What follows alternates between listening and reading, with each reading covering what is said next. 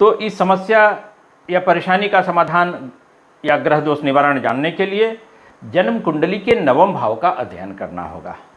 जन्म कुंडली के नवम भाव से ही बड़े अधिकारियों का, उच्च अधिकारियों का, बॉस का, सीनियर्स का, सुपीरियर्स का अध्ययन किया जाता है। फिर जन्म कुंडली के नवम भाव के साथ साथ बृहस्पति की स्थिति का भी विचार करना होता है, क्योंकि बृहस्पति ही बड़े अधिकारियों का, सुपीरियर्स का, सीनियर्स का स्वामी ग्रह है। आइए इसे एक जन्म कुंडली के माध्यम से समझने का प्रयास किया जाए। यह एक जन्म कुंडली आपके सामने पेश है। कर्क लगन में जन्म लेने वाले जातक की कुंडली है आपके सामने। इस जन्म कुंडली के नवम भाव को देखा जाए, जहाँ नंबर 12 लिखा है वह जन्म कुंडली का नवम भाव है। नवम भाव में देखिए 12 का मतलब हो गया मीन राशि। मीन राशि के स्वामी बृहस्पति होते हैं। नवम भाव में मीन राशि में बृहस्पति अपने घर में बैठे हुए हैं।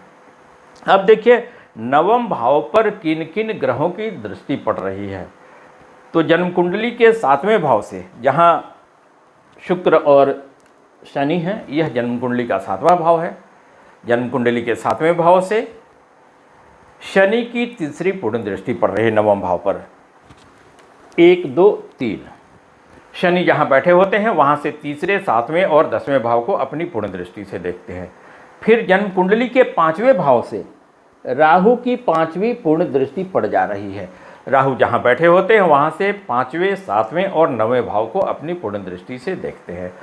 तो जन्म कुंडली का नवम भाव और नवम भाव का स्वामी और उच्च अधिकारियों, बड़े अधिकारियों, सीनियर सुपीरियर्स का कारक ग्रह बृहस्पति 2 पापी ग्रह शनि और राहु के पाप प्रभाव से पीड़ित है।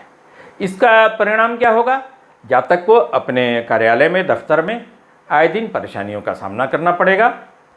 बॉस से, सीनियर से, अपने सुपीरियर से तालमेल का अभाव बना रहेगा। तो इस परेशानी को दूर करने के लिए क्या क्या ग्रह दोष निवारण करना चाहिए वह जानते हैं।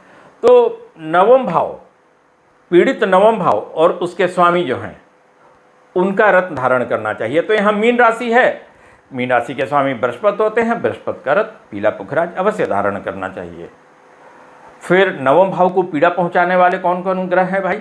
तो नवम भाव को पीड़ा पहुंचाने वाले ग्रह शनि और राहु हैं। तो शनि और राहु की शांति के लिए रुद्र अष्टाध्यायी के मंत्रों से भगवान शिव का पूजन अभिषेक करना चाहिए, भैरव का जप करना चाहिए, भगवान शिव को मधु चढ़ाना चाहिए। आप प्रत्येक शनिवार को सुंदरकांड का पाठ भी कर सकते हैं, वह भी लाभकारी होगा। बजरंगबली की पूजा कर सकते हैं, वह भी लाभकारी होगा।